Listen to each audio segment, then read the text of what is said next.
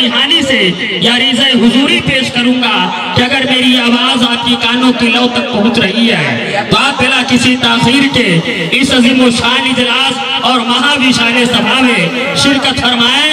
उलमाए किराम के हक्कानी नूरानी बयानात को सुने। दुनिया बना दी अब चलाए मुस्तफा, हमने तो दुनिया बना दी अब चलाए मुस्तफा। हजरात चलिए खैर, दिल में जो दाल था वो धुल गया और पता नहीं कई रुपये से मेरा भी खाता खुल गया, जिसका गिनना बहुत मुश्किल है। मेरे हाथ इस वक्त पूरे नेपाल में 5 की नोट नाच कर रही है। 5 के अलावा तो 10 पर जाता ही नहीं है कोई।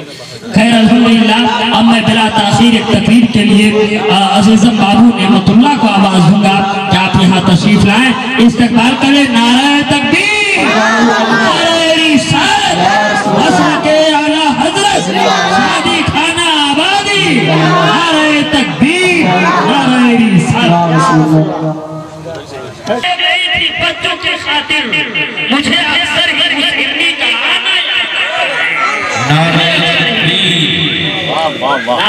शेर व शायरी सुनते हैं।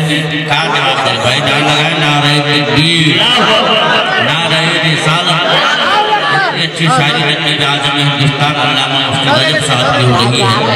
सिर्फ